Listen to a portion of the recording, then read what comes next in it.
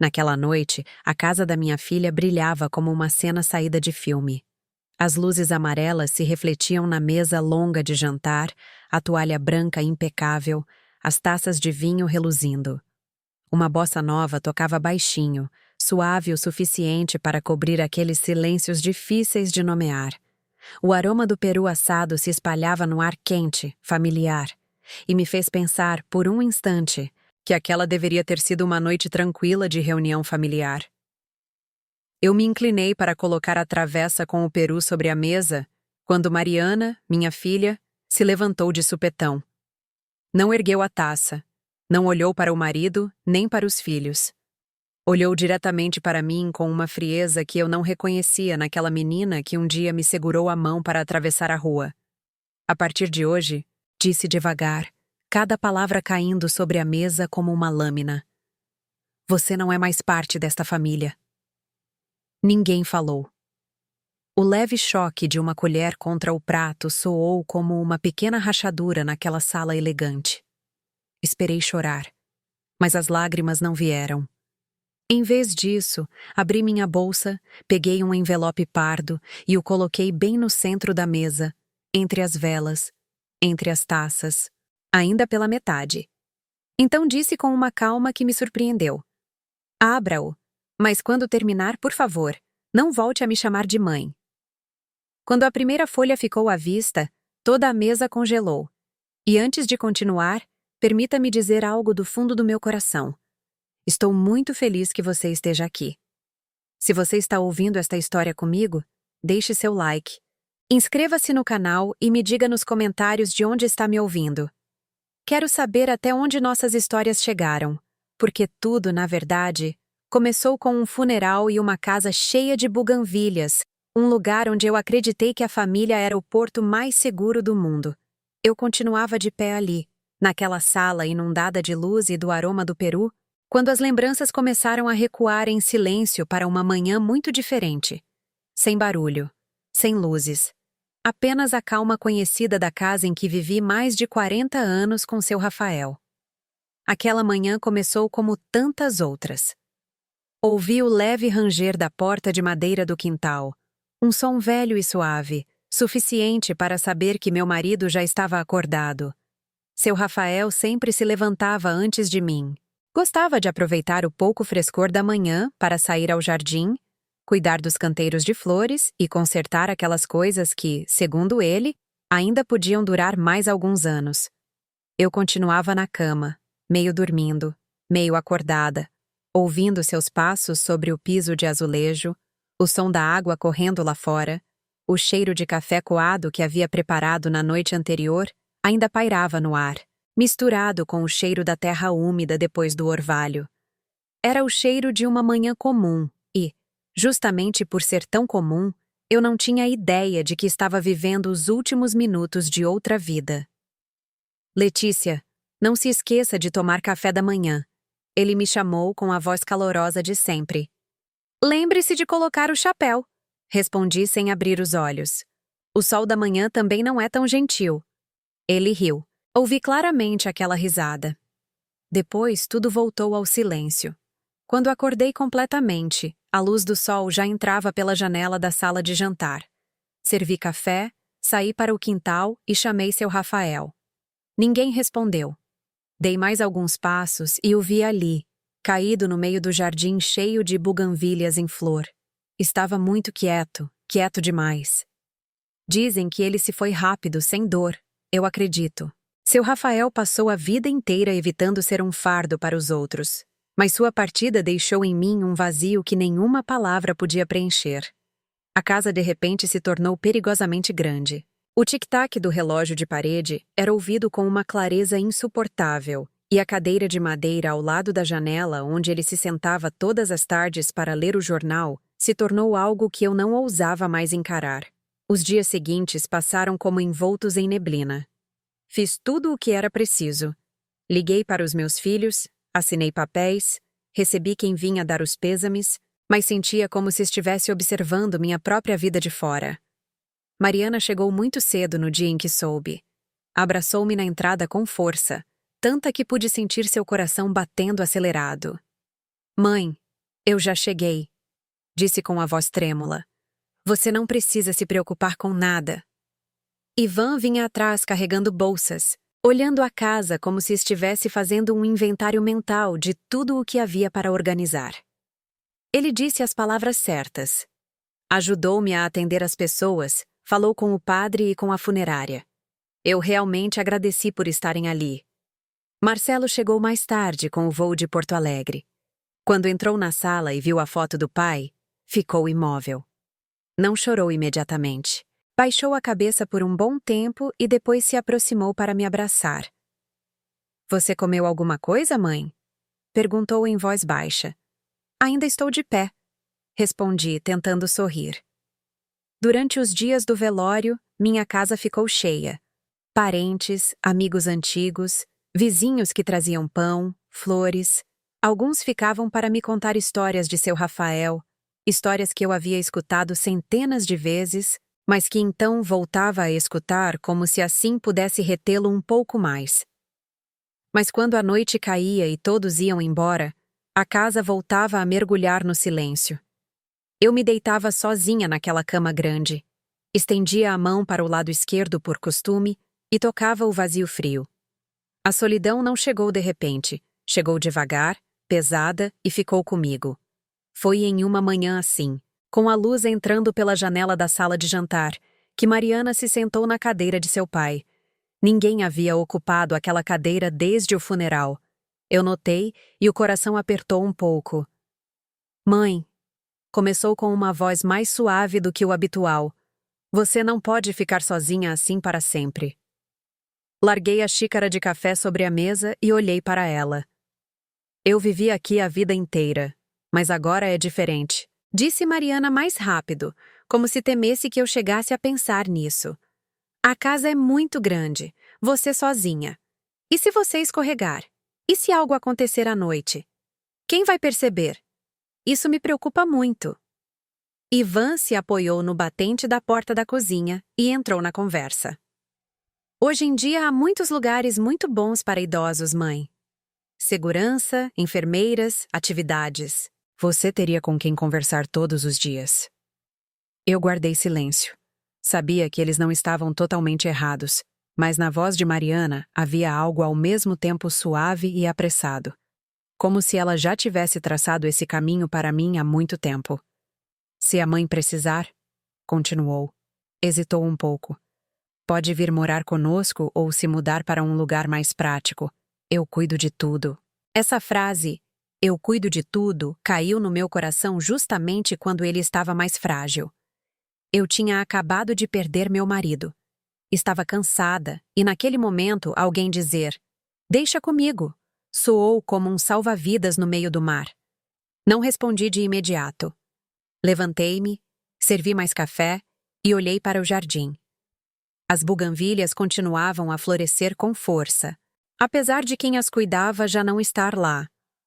Pensei em seu Rafael, nas tardes em que ele me chamava para que eu visse uma flor nova, naquela frase que costumava dizer, esta casa, enquanto você estiver aqui, continua sendo um lar. Eu não sabia que, a partir do instante em que assenti ligeiramente à proposta de Mariana, uma engrenagem invisível havia começado a girar, e que, em silêncio, eu me afastaria daquela casa, passo a passo, com uma suavidade tal que eu não conseguiria perceber para onde estava indo. Depois daquela conversa, nada mudou de imediato. Não houve grandes decisões, nem malas sendo arrastadas pela sala. Apenas uma coisa se transformou de maneira quase imperceptível. Mariana começou a me visitar com mais frequência, e cada vez que vinha, trazia consigo a mesma coisa, uma preocupação cuidadosamente envolvida em uma voz doce. Chegava com pastas grossas, folhetos impressos em papel brilhante, imagens luminosas. Comunidade para idosos, dizia, colocando cada folheto sobre a mesa de jantar, bem ao lado da xícara de café que eu acabara de servir. Nas fotos apareciam pessoas de cabelos grisalhos sorrindo. Uma piscina azul, salas comuns bem iluminadas. Aqui há enfermeiras 24 horas, há vigilância, há aulas de exercícios leves pela manhã. A mãe não teria que se preocupar com nada. Ivan também participava, colocando-se atrás da esposa, apoiando as mãos no encosto da cadeira. Você não vê? A casa é muito grande, as escadas são altas, o piso é escorregadio. E se você cair, quem vai perceber? Eles não levantavam a voz, falavam o essencial, falavam com constância e repetiam o mesmo não durante um único dia, mas ao longo de várias semanas. Cada vez que eu reagia com lentidão ou esquecia algo, Mariana me olhava com preocupação. Você já está cansada, mãe. Cada vez que eu acordava no meio da noite porque não conseguia dormir, Ivan brincava. Está vendo? À noite, qualquer coisa pode ser perigosa. No início, eu me defendia. Eu vivi aqui a vida inteira. Mariana sorria e pegava minha mão. Mas agora é diferente, mãe. Essa frase voltava repetidamente, suave, mas persistente, como uma gota caindo sobre a pedra. E o que a tornava eficaz era que eu acabara de perder meu marido. Houve manhãs em que realmente senti medo ao descer as escadas sozinha. Houve noites em que me assustei com o som do vento e depois lembrei que não havia mais ninguém ao meu lado para me tranquilizar. Doía admitir, mas eu estava cansada. E o cansaço faz com que a gente confie mais facilmente no que soa seguro. Eu só quero que você fique tranquila, me disse Mariana uma tarde, quando estávamos sentadas no quintal. Você também tem que pensar em nós. Não podemos ficar preocupados o tempo todo. Pensar em nós. Ouvi essa frase com toda clareza. Depois começaram as visitas para ver lugares. Mariana fazia os agendamentos, Ivan dirigia. Eu ia sentada atrás, vendo passar pela janelinha ruas que conhecia de memória. Alguns lugares ficavam a apenas 20 minutos da minha casa, outros um pouco mais longe. Todos eram limpos, arrumados, com guias que falavam muito bem. Mas eu não me via ali. Eu via corredores longos, o cheiro forte de limpador de piso, apartamentos tão iguais entre si que me davam calafrios. Você vai se acostumar, mãe, dizia Mariana, como se fosse algo natural, até que um dia ela lançou a frase que eu havia evitado por tanto tempo. Ah, e se você vender a casa? As palavras caíram no meio da cozinha onde eu havia preparado milhares de refeições. Olhei em volta, a foto de casamento pendurada na parede, o aparador que seu Rafael havia feito com as próprias mãos, a pequena marca na mesa onde Marcelo havia derrubado água quando era criança. Vender? Repeti. A casa é muito grande, disse Ivan rapidamente. A manutenção custa muito, os impostos são altos. Se você a vender, tem dinheiro para viver em um lugar melhor, mais leve. Mariana ficou em silêncio por um momento e depois falou em voz baixa. Você não quer que fiquemos preocupados para sempre, quer? Não respondi. Saí para o jardim. As buganvílias continuavam a florescer, tão intensas que doíam. Lembrei-me de quando seu Rafael dizia: esta flor, quanto menos você cuida, mais ela floresce. Perguntei-me se eu estava sendo cuidada ou se estava sendo deslocada. A decisão foi tomada em uma manhã em que eu estava tão cansada que já não queria discutir. Assenti com a cabeça, não porque estivesse certa, mas porque estava exausta demais para continuar dizendo não. Os trâmites foram rápidos, o cartório, os papéis, as assinaturas. Mariana cuidou de tudo. Ivan se colocava ao meu lado sinalizando de vez em quando onde eu devia assinar. Eu assinava com o pulso mal tremendo. No dia em que entreguei a casa, Dona Carmen, minha vizinha, ficou de pé em frente ao portão com os olhos vermelhos. Você vai mesmo? Perguntou. Só estou mudando de casa, respondi tentando sorrir. Chegou o caminhão de mudança. Muitas coisas eu não pude levar. O aparador teve que ficar guardado. Alguns pertences. Mariana disse que era melhor deixá-los ali para não atrapalhar. Eu não tinha forças para discutir. Quando a porta de madeira se fechou às minhas costas, o som ecoou tão vazio que tive que parar por alguns segundos para respirar. O apartamento novo estava limpo. Limpo demais. Paredes brancas, piso brilhante, nem uma única marca. Lá embaixo, à tarde, ouvia-se o vendedor de milho cozido. o cheiro do milho assado entrando pela janela entreaberta. Mas lá dentro não havia aroma de café, nem o tic-tac do relógio velho, nem a cadeira ao lado da janela. "Aqui é muito prático, mãe", disse Mariana enquanto me ajudava a arrumar as coisas. "Você vai se acostumar." Eu assenti. Sempre assentia. Na primeira noite, deitei-me na cama nova, olhando para um teto desconhecido. O silêncio era tão profundo que eu podia ouvir as batidas do meu próprio coração. Pensei na casa antiga, no jardim, em seu Rafael. Repeti para mim mesma que tudo era por segurança, para o bem de todos. Mas no fundo senti algo muito estranho, como se tivesse saído por uma porta conhecida e já não soubesse se ainda conservava a chave para voltar. Os primeiros dias no apartamento passaram lentamente, como se o tempo também tivesse que aprender a se adaptar a mim. Acostumei-me ao som do elevador subindo e descendo, ao cheiro do limpador de pisos que ficava no corredor todas as manhãs, às luzes brancas que se acendiam sempre na mesma hora. Dizia a mim mesma que havia escolhido segurança, que era o lógico.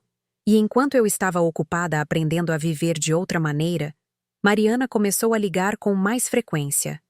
A primeira chamada chegou em uma tarde de terça-feira, quando eu acabara de arrumar as últimas caixas. A voz de Mariana soava tensa, diferente de quando me falava da casa ou de planos de fim de semana. "Mãe", disse sem rodeios.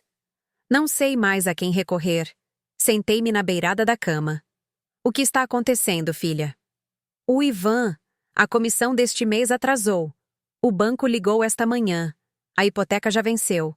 Respirou ofegantemente, como se tivesse acabado de subir escadas. "São só alguns dias. Você pode nos ajudar?" Olhei em volta do quarto novo, a mesinha encostada na parede, a cadeira que eu ainda não sentia como minha. Em minha mente apareceu a imagem de Mariana quando era criança, parada em frente ao portão da escola me esperando. "Mãe, tenho medo que você se atrase", costumava dizer. "Quanto?" perguntei. "Só uma quantia pequena, mãe.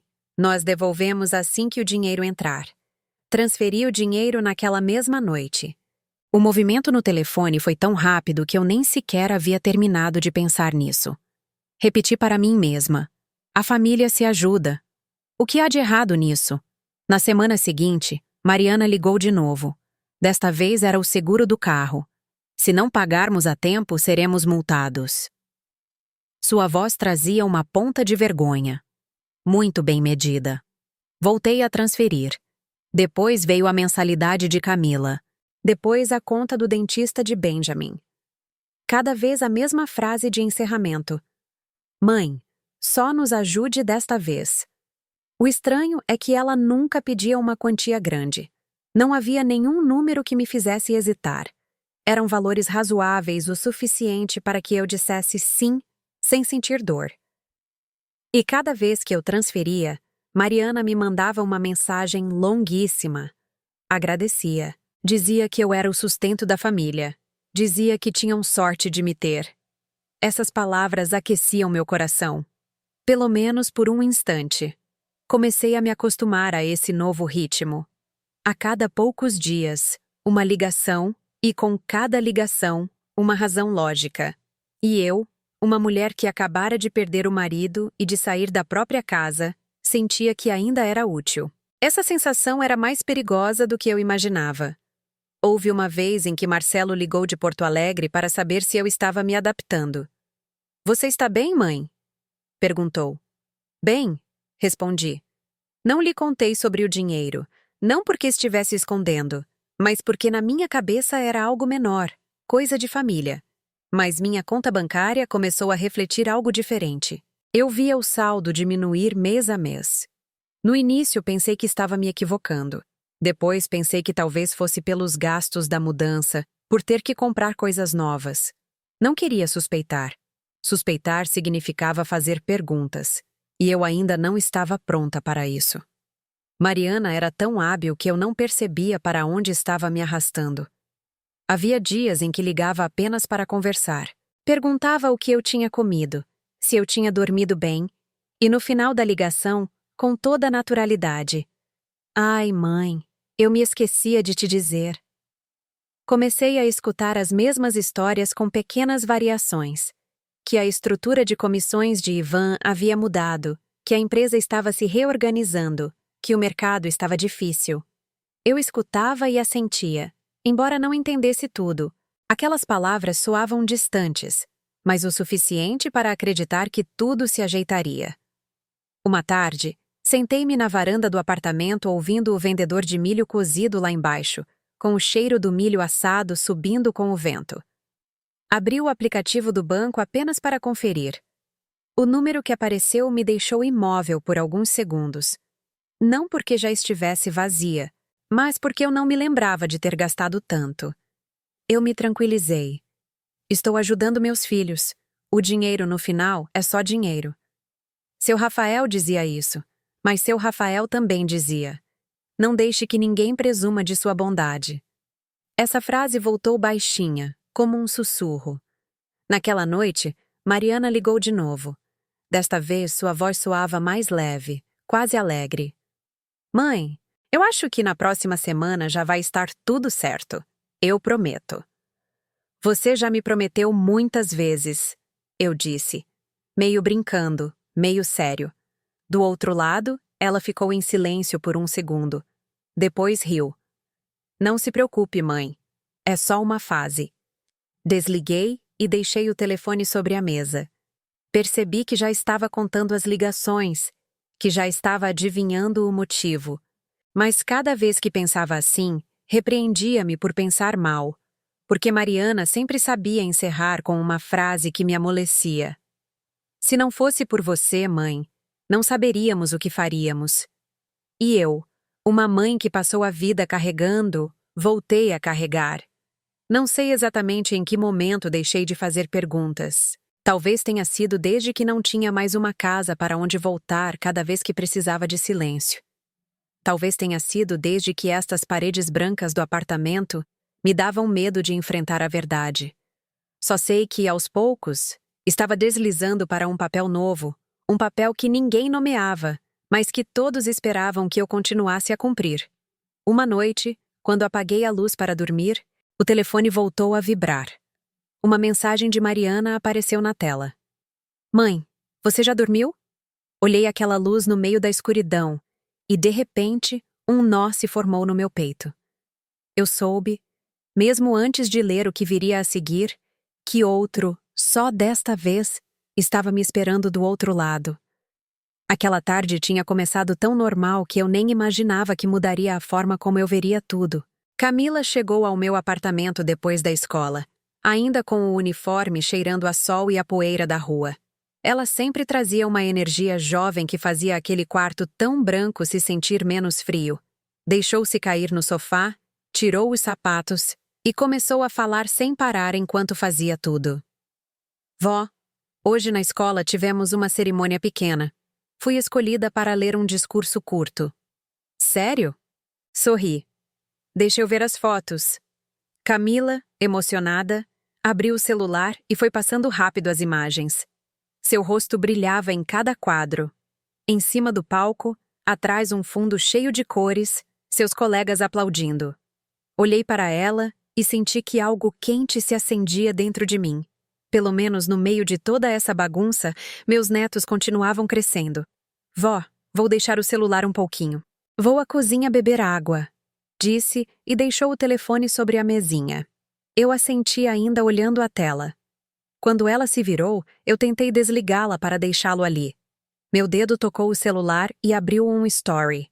Não era da Camila, era do Ivan. Apareceu uma imagem nítida, um restaurante elegante, luz dourada, uma mesa posta com cuidado. 2 taças de vinho tinto batiam suavemente no meio do quadro, um ângulo muito conhecido. O ângulo que as pessoas usam quando querem se exibir, mas fingindo que não. Abaixo, em letras brancas sobre o fundo escuro, dizia: Abençoados, vivendo a vida. Senti que o coração parou como se alguém tivesse baixado o volume do mundo de repente.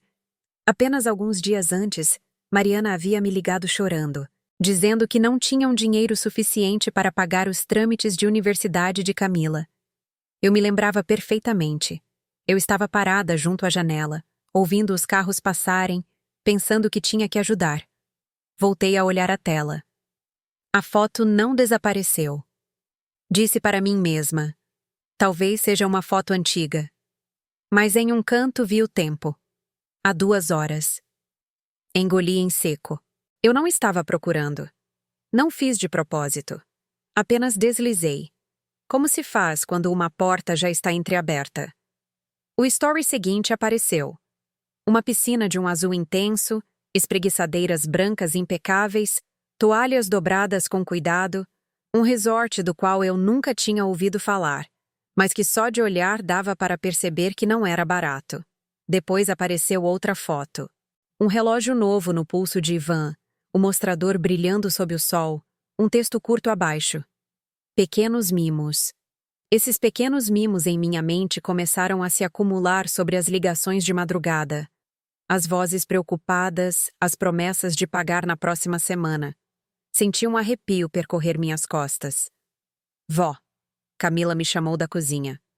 Você quer água ou suco?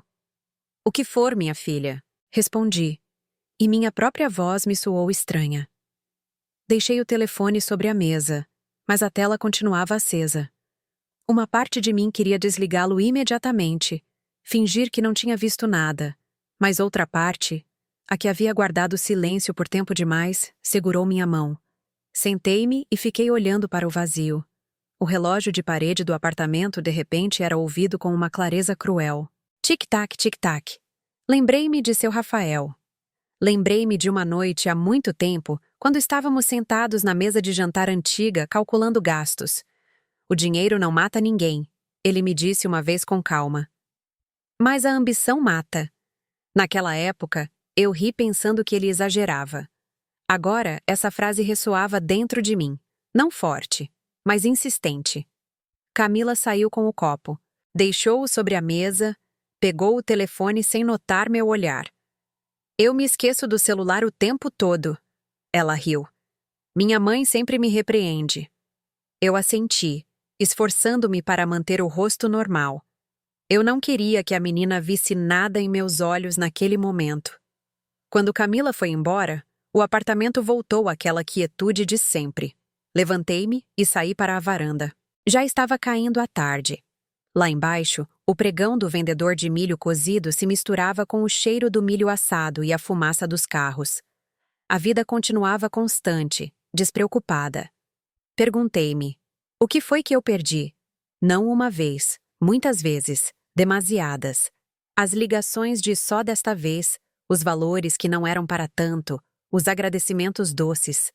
Voltei para dentro e sentei-me outra vez. Abri o aplicativo do banco pela primeira vez. Não para transferir, mas para encarar os números. Não comecei a somar desenfreadamente. Apenas olhei, e quanto mais olhava, mais pesado se tornava meu peito. O telefone vibrou. Uma mensagem de Mariana. Mãe, hoje Camila te disse algo? Olhei para a tela por um bom tempo e depois deixei o telefone sobre a mesa sem responder. Em minha cabeça voltou a imagem das 2 taças de vinho. A palavra abençoados flutuava como uma zombaria. Não senti raiva ainda. Senti algo muito claro, muito novo. Alguém acabara de cruzar uma linha tênue e entendi que, embora ainda não soubesse o que fazer, a partir daquele momento eu não poderia mais continuar fechando os olhos como antes.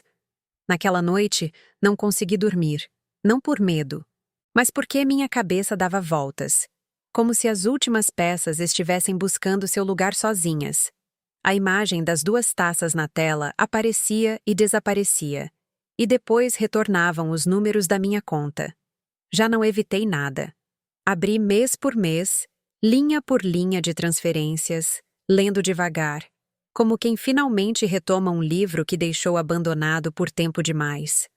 Na manhã seguinte, quando o sol entrou neste apartamento branco, preparei café, mas não o tomei. Fiquei de pé olhando o vapor subir e se desfazer. Naquele instante, entendi que, se eu continuasse calada, isso não ia parar por aqui. Eu não estava com raiva de Mariana, tampouco queria castigar Ivan. A única coisa que eu queria naquele momento era saber com clareza onde estava pisando e como evitar perder mais uma coisa. O nome do Dr. Tomás Aguilar me veio à mente como a única saída. Ele havia ajudado seu Rafael com o testamento e com alguns papéis da casa. Era um homem sereno, de poucas palavras e, acima de tudo, não gostava de rodeios. Liguei para o seu escritório ao meio-dia. Dona Letícia. A voz da secretária soou do outro lado. O Dr. Aguilar tem um espaço hoje à tarde. Cheguei 10 minutos antes. O escritório ficava em um prédio antigo no centro de São Paulo, com um corredor de pedra e aquele cheiro conhecido de papel e tinta. Quando Tomás saiu para me receber, olhou-me com atenção, como se procurasse algo no meu rosto. A senhora parece mais magra, disse suavemente. Meu marido morreu, respondi e me sentei à frente dele. Ele não se apressou em perguntar. Esperou que eu começasse, e eu falei sem dar muitos detalhes, sem dramatizar. Contei-lhe sobre as ligações, os valores pequenos, as frases de só desta vez, e por último, sobre a foto acidental no telefone da minha neta. Quando terminei, Tomás se recostou na cadeira, juntou as mãos. Dona Letícia, disse devagar, preciso ser franco com a senhora. Claro. O que a senhora está vivendo se chama abuso financeiro contra um idoso. Franzi a testa. Eu não quero denunciar minha filha. Não estou falando de denunciar, ele respondeu. Estou falando de proteger a senhora. Ele virou a tela do computador para mim e apontou alguns pontos legais. Eu não entendi tudo, mas entendi o suficiente para sentir o peso do que estava acontecendo. Tomás continuou com a mesma calma. O primeiro passo é separar suas finanças de qualquer risco, abrir uma conta nova em outro banco, transferir para lá o dinheiro que lhe resta e não compartilhar essa informação com ninguém. Assenti. O segundo, continuou, é reunir evidências, extratos bancários, mensagens, imagens, stories, tudo o que mostre com que motivo lhe pediram o dinheiro e no que ele acabou sendo usado. Hesitei. Não quero fazer um escândalo. Tomás me olhou sem me julgar. A senhora não está fazendo escândalo. A senhora está esclarecendo. E há algo mais. Ele parou por um momento como se estivesse medindo as palavras. Seu filho Marcelo tem algo a ver com isso? A pergunta me parou de repente. Não, disse imediatamente, e depois fiquei quieta. Pelo menos eu acho que não. Acha? Repetiu ele. Mas eu preciso que a senhora tenha certeza. Pensei em Marcelo, em suas ligações recentes. Ele nunca havia me pedido dinheiro, mas havia perguntado com cuidado sobre a divisão dos bens, sobre a casa que já havia sido vendida, sobre quanto me restava depois de me mudar. Naquele momento, eu entendi como preocupação de um filho que vivia longe.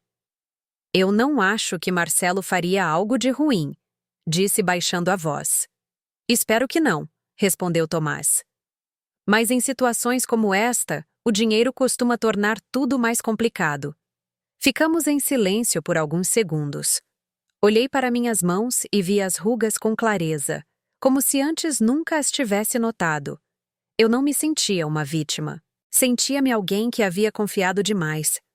Tomás imprimiu uma lista de passos e me entregou. A senhora não precisa enfrentá-los ainda. Não. Agora vamos fazer tudo em silêncio. Peguei a folha como se fosse um salva-vidas. Eu não quero que eles tenham problemas legais, disse. Eu só quero que isso pare. Isso é totalmente válido, ele assentiu. Mas a senhora precisa se preparar. Quando o fluxo de dinheiro for cortado, a reação virá. Ao sair do escritório do advogado, caminhei pela rua com uma sensação muito estranha. Não era um alívio completo, mas eu já não me sentia perdida. Andei um trecho, entrei em uma cafeteria pequena e pedi um café. Abri o telefone, criei uma pasta nova e dei-lhe um nome simples.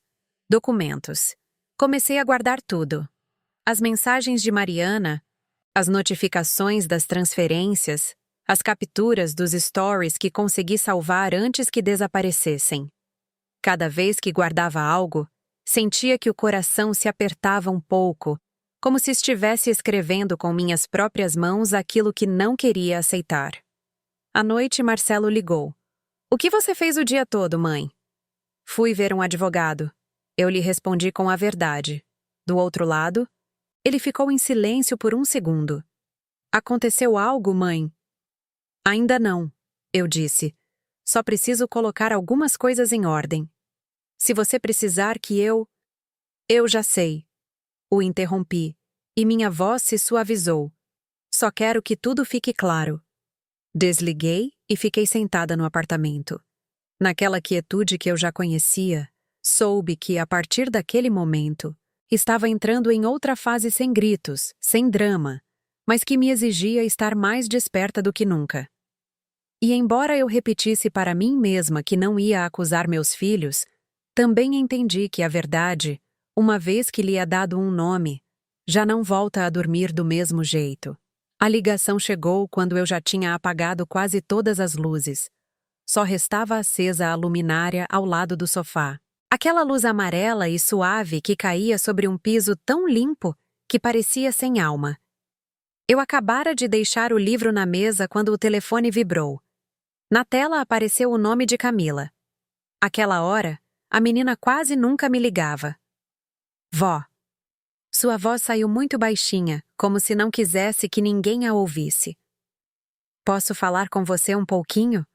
Eu me levantei de repente. "O que houve, minha filha?" Do outro lado, Camila ficou em silêncio por alguns segundos. Consegui ouvir uma porta se fechando e depois um suspiro contido. "Minha mãe disse. Disse que você está tendo problemas de dinheiro, que tem que se fazer de pobre, e por isso não pode me ajudar com as solicitações da universidade." A voz dela falhou. "É verdade, vó?" Aquela pergunta não veio com gritos nem com reproche, mas me atingiu como um golpe direto, limpo, sem aviso. Senti minha garganta se fechar. Naquele instante, nem sequer pensei no dinheiro. Pensei em como minha neta estava me vendo. Como uma avó mesquinha que vira as costas quando a neta precisa dela. "Camila," eu disse devagar, esforçando-me para manter a calma. "Quem te disse isso?" "Minha mãe," respondeu sem hesitar. "Ela disse que tenho que te entender, que você já vive da sua pensão, que você não está como antes." Fechei os olhos.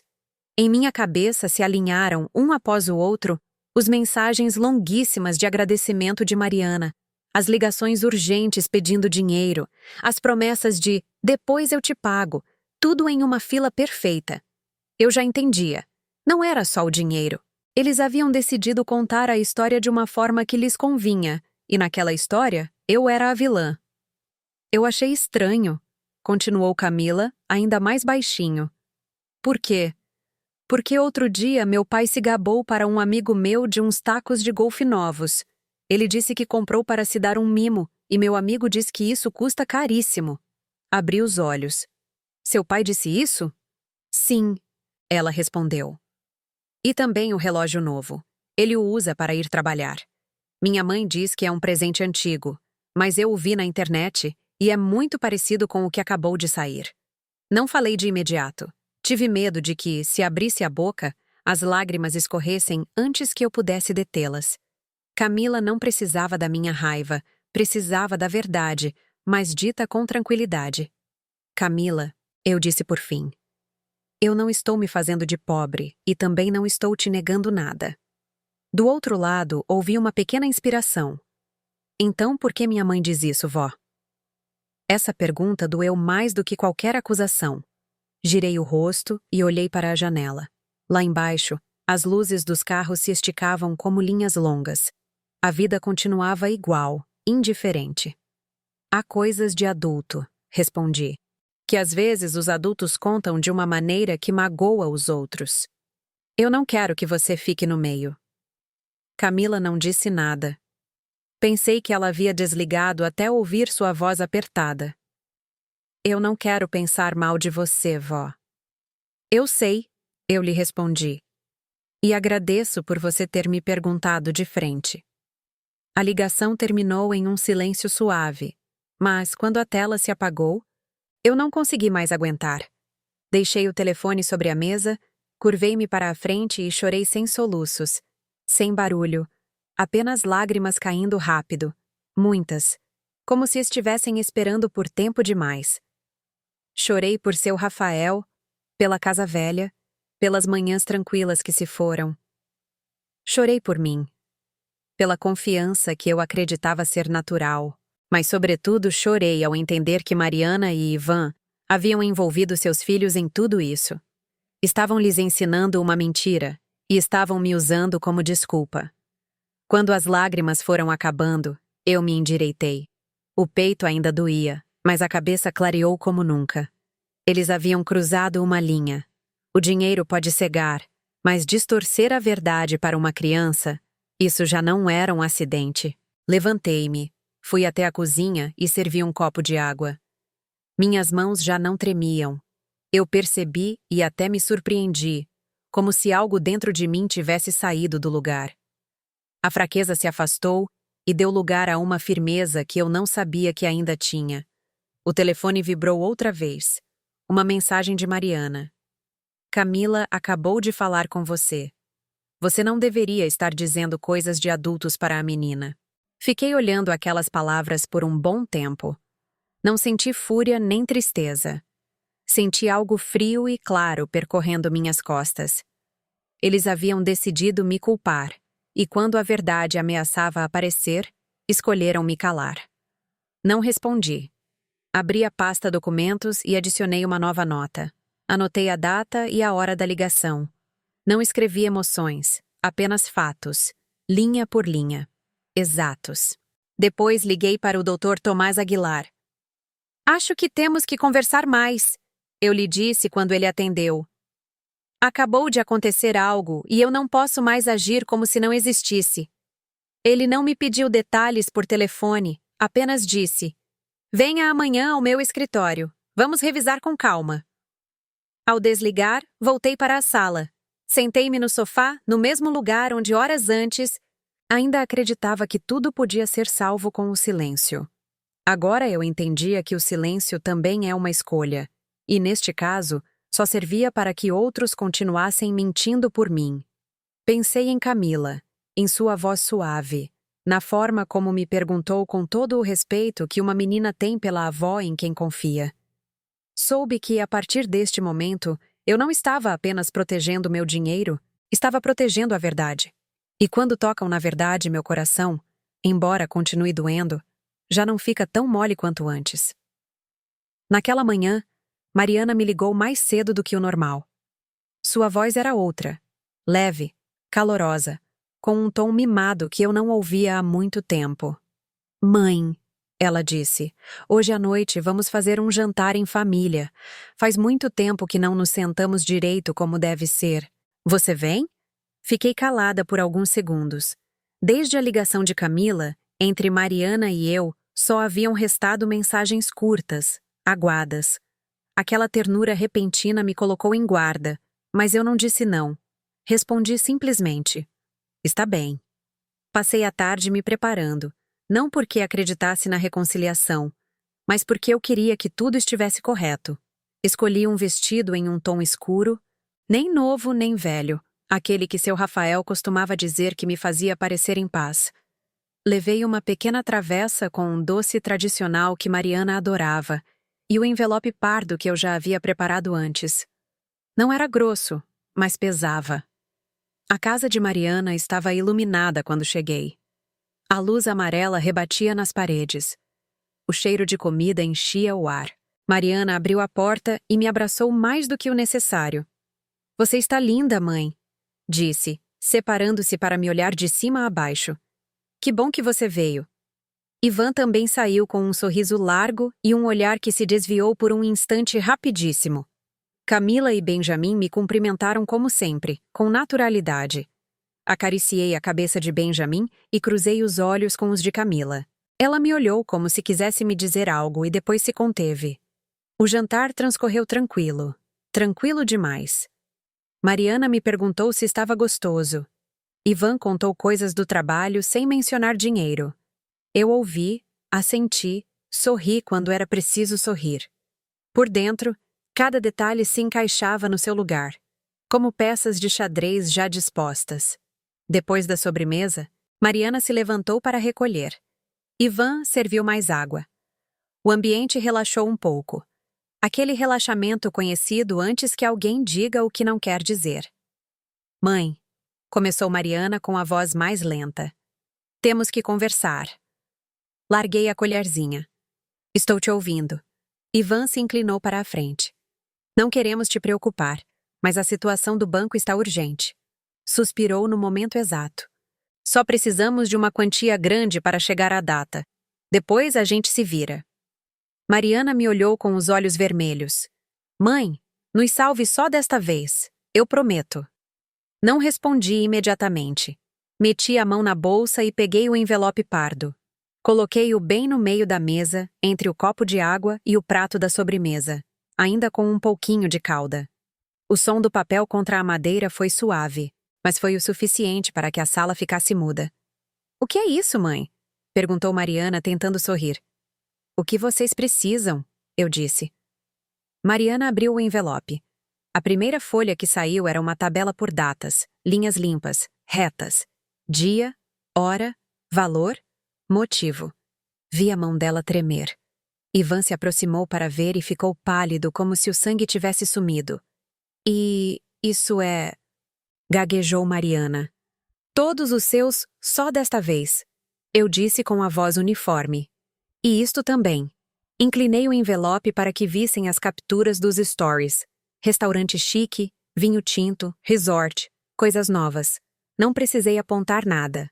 As imagens falavam por si. Ivan se endireitou de repente.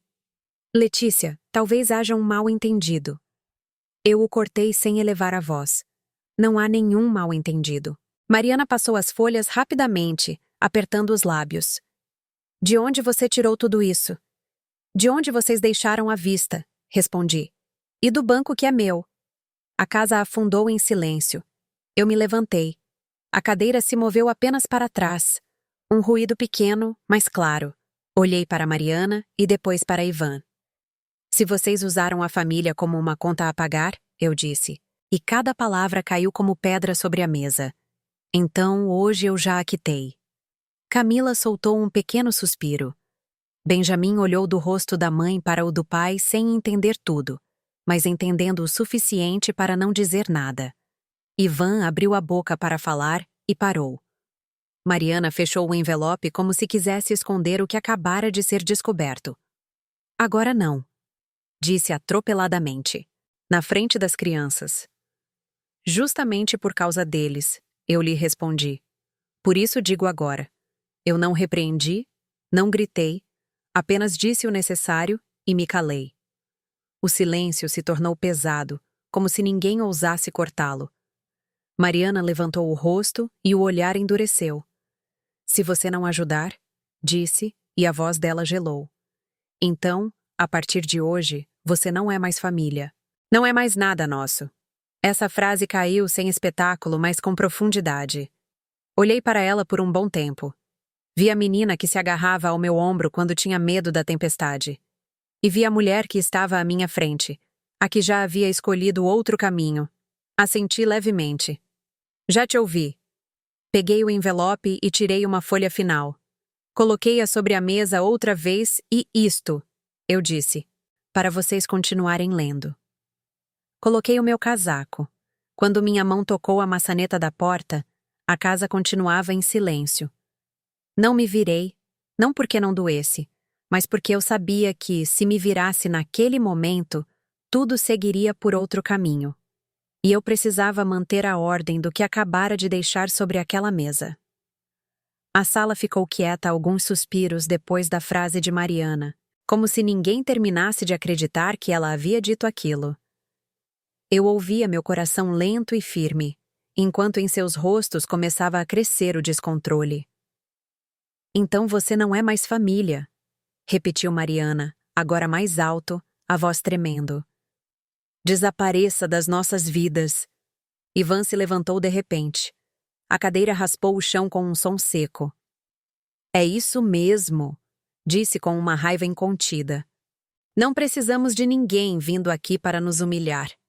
Não respondi de imediato. Meti a mão na bolsa e peguei o segundo pacote de papéis, mais grosso, grampeado, arrumado com as bordas retas. Coloquei-o sobre a mesa ao lado do envelope pardo já aberto. Fiz isso devagar, sem pressa, como quem coloca uma verdade que carrega há um bom tempo. Então eu disse com a voz uniforme: antes de sair das suas vidas, quero deixar isto para vocês. Mariana olhou para o pacote e depois olhou para mim. E agora o que é, mãe? Não é uma acusação, respondi. É uma verificação. Ivan pegou o pacote e o folheou rapidamente. Eu vi como a cor do rosto dele mudava a cada página. Tabelas de gastos, datas cruzadas, o dia em que eu transferia dinheiro e o dia em que eles postavam o story. Notas claras sobre dívidas. Não havia comentários, não havia dramatismo, apenas dados. Quem fez isso? Perguntou Ivan com a voz áspera. Alguém que apenas registrou o que aconteceu, respondi. Sem adicionar, sem tirar. Mariana esticou a mão, procurando o final. Quando viu o documento da queixa anexado, seus olhos se arregalaram. Você já meteu uma denúncia? O expediente já foi recebido, eu disse, com solicitações claras. Devolução do dinheiro recebido, assessoria financeira obrigatória e proibição de se aproximarem das minhas contas. Ivan bateu na mesa com a palma da mão. Você está louca, Letícia. Quer destruir esta família? Olhei diretamente para ele. A família não se destrói pela verdade. A família se destrói quando alguém usa o carinho para esconder o que fez. Mariana começou a chorar. Não eram lágrimas silenciosas, mas soluços rápidos, entrecortados um após o outro. Virou-se para os dois filhos, puxou Camila para perto e pôs a mão no ombro de Benjamin como se fosse um escudo. Mãe, olhe para eles, disse com a voz feita em pedaços. Você quer que Camila e Benjamin sofram? Você quer que as crianças presenciem isto? Eu me virei e fiquei de frente para eles. Camila estava muito ereta, com os lábios apertados. Benjamin se agarrava à manga da mãe com os olhos muito abertos. Respirei fundo e disse devagar. Claro, vocês não estão sendo castigados. Parei por um instante. Vocês só vão ver a verdade. Camila me olhou. Seu olhar já não estava tão confuso como antes, mas calado, mais maduro do que deveria ser aos seus 16 anos. Benjamin baixou a cabeça, mas sua mão parou de tremer um pouco. Ivan soltou uma risada amarga. E qual é a sua verdade? Envolver o banco nisso? Nos transformar em criminosos? Não respondi imediatamente. Tirei a última folha do pacote. Era uma única página, poucas palavras, mas pesadas. Coloquei-a no topo. O banco já foi avisado, eu disse. Qualquer movimento relacionado comigo, direto ou indireto, será revisado. Não para castigar, mas para impedi-lo. Senti como se o ar tivesse sido sugado da sala. Ivan deu um passo para trás. Mariana ficou olhando para aquela folha por um bom tempo e depois deixou o expediente cair sobre a mesa. O baque do papel contra a madeira soou seco. Não pode ser, sussurrou Mariana. Você não pode fazer isso, mãe. Por que não? Perguntei. Quando vocês disseram que eu fingia ser pobre, quando deixaram Camila acreditar que a avó lhe virou as costas, quando me disseram para desaparecer das suas vidas, que outra opção me deixaram? Mariana cobriu o rosto. Ivan se virou com o punho cerrado. Eu olhei para a casa, as luzes, os móveis caros, os quadros escolhidos com tanto cuidado. Tudo continuava bonito, mas eu já sabia que o poder dentro daquela casa havia mudado de lugar. Vocês não vão receber mais nenhum centavo meu, eu disse. Nem hoje, nem depois. Tudo seguirá um caminho claro. Ivan se virou de repente com a voz cortante. Você acha que vamos ficar parados? Vocês têm o direito de escolher como reagir, respondi. Eu apenas escolhi como me proteger. Mariana levantou o rosto com as lágrimas escorrendo. Se você sair por aquela porta, não vai mais ver seus netos. Olhei para Camila, depois para Benjamin. Vocês vão crescer, Eu lhes disse sem olhar para Mariana. E quando forem grandes o suficiente para fazer perguntas, a avó estará aqui, com a verdade. Coloquei o meu casaco. Minha mão se apoiou na maçaneta da porta, fria, mas firme. Atrás de mim, ouvi Ivan murmurar insultos e Mariana soluçar dizendo meu nome. Não me virei. Não porque não os ouvisse, mas porque o que tinha que ser dito já havia ficado sobre a mesa. Abri a porta. O corredor estava em silêncio. Saí e fechei com suavidade. Aquele som tão leve que quase não existiu foi, ainda assim, o ponto final mais claro de toda a noite. Fiquei sob a luz do corredor por alguns segundos, respirando fundo. O peito doía, mas não estava vazio. Eu sabia que acabara de sair de uma casa luxuosa e que ali dentro havia deixado para trás algo que antes a tornava poderosa: o controle. Na manhã seguinte, acordei quando o céu ainda estava cinzento de madrugada. O apartamento estava tão silencioso que consegui ouvir o elevador parar no andar de baixo. Preparei café e fiquei encostada na janela vendo os primeiros carros rodarem. Meu telefone estava sobre a mesa. A tela acendia e apagava sem parar, como um coração acelerado que não queria dormir.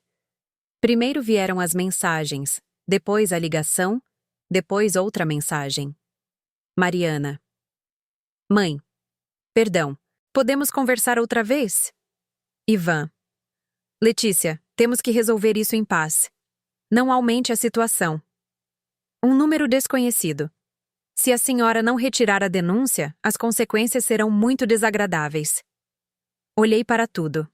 Li palavra por palavra e depois coloquei o telefone virado para baixo sobre a mesa. Não respondi.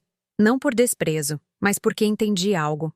Qualquer resposta naquele momento se tornaria um novo fio para me puxar, e eu já tinha cortado o suficiente. Ao meio-dia, o doutor Tomás Aguilar me ligou. Sua voz estava tranquila, como sempre. Dona Letícia. A outra parte já se comunicou. Querem um acordo. Sentei-me com a coluna reta. Diga-me.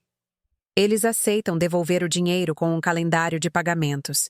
Assinar um documento reconhecendo que se equivocaram e comparecer a uma assessoria financeira por um tempo determinado. Além disso, aceitam a cláusula de não se aproximarem de suas contas. Se descumprirem, o expediente avançará para a próxima etapa. Fiquei em silêncio. Tomás não me apressou. Ele sabia que meu silêncio não era dúvida, mas cautela. Eu não quero que ninguém termine na prisão, eu disse devagar. Eu só quero que isso pare. Esse também é o espírito do acordo, respondeu Tomás. Mas a senhora precisa saber algo. Parar não significa voltar a ser como era antes. Eu entendo, eu disse. E de verdade eu entendia. Naquela tarde, Marcelo me ligou. Não perguntou por dinheiro, não perguntou por papéis, apenas perguntou: Onde você está, mãe? Em casa, respondi. Você pode se arrumar para vir? Ele disse. Venha para Porto Alegre ficar comigo um tempo, só para respirar. Cheguei no fim de semana. Marcelo me recebeu na porta sem dizer muito. Deu-me um abraço firme, longo, sem necessidade de explicações. Eu o ouvi sussurrar. Você fez o certo, mãe. Essa frase abriu uma porta dentro de mim que eu não sabia que estava trancada. Fiquei quieta entre os braços do meu filho, deixando que as lágrimas caíssem sobre sua camisa. E desta vez, não senti vergonha por chorar. Os dias seguintes transcorreram devagar, com outro ritmo. Eu me levantava cedo, caminhava pela vizinhança, cumprimentava desconhecidos com um pequeno sorriso. Inscrevi-me em um clube de leitura na biblioteca próxima, uma sala luminosa com cheiro de papel novo e café fraco. Fiz voluntariado alguns dias por semana, ajudando a arrumar livros para crianças, minhas mãos ocupadas, minha mente em calma. Nos fins de semana, eu assava, a massa grudava nas minhas mãos, o forno estava morno e o cheiro de açúcar e manteiga enchia a cozinha. Marcelo se encostava na porta me olhando sorrir. O pai gostaria destas fornadas, ele dizia. Eu assentia. Eu também acreditava. De vez em quando, o telefone vibrava. Havia ligações que eu não atendia, mensagens que deixava ali. O acordo foi assinado algumas semanas depois. Eu não comparecia à assinatura. Tomás o fez por mim. Apenas recebi uma cópia, dobrei-a com cuidado e a guardei em uma gaveta. Não a reli muitas vezes. Eu já tinha lido o suficiente. Uma tarde, recebi uma carta de Camila. Não uma mensagem. Uma carta em papel com letra ainda infantil, um pouco inclinada.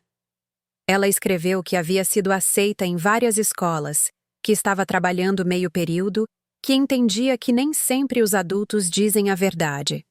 Na última linha, com o traço mais forte, ela escreveu: "Obrigada, vó, por me salvar de crescer em meio a mentiras."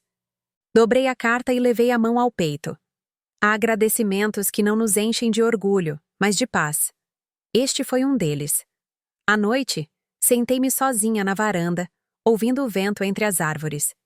Pensei em Mariana, não para repreendê-la, mas para entender. Pensei em Ivan, nas decisões que levaram tudo longe demais. Não os justifiquei, apenas chamei as coisas pelo nome. Amar não é pagar para poder existir dentro de uma família. Amar é impor limites quando os limites são cruzados, mesmo que doa. Quando voltei ao meu apartamento alguns dias depois, a chave na minha mão parecia familiar e estranha ao mesmo tempo. O corredor estava em silêncio, a luz amarela. Deixei a bolsa, respirei fundo e parei. Quando cheguei em casa, vi outro envelope me esperando em frente à porta. Não tinha remetente, não tinha selo. Era apenas um envelope fino colocado com cuidado, como se alguém quisesse que eu o visse assim que abrisse a porta. Fiquei parada por um bom tempo antes de me abaixar para pegá-lo. Meu coração não batia rápido, batia uniformemente, como se já estivesse acostumado a receber a verdade, embora essa verdade estivesse prestes a abrir algo mais. Fiquei ali por muito tempo com o envelope ainda na mão e compreendi que o mais difícil não era enfrentar a traição, mas sim aprender a confiar em mim mesma de novo. Afinal de contas, esta história se encerra aqui, mas as perguntas continuam abertas para mim e talvez para você também. Obrigada por escutar a minha história. Se tocou o seu coração, deixe o seu like, se inscreva no canal e me conte o que você faria se estivesse no meu lugar, porque talvez as suas palavras hoje possam dar um conforto para quem precisa de esperança. E se quiser, me diga de onde você está escutando esta história. É isso.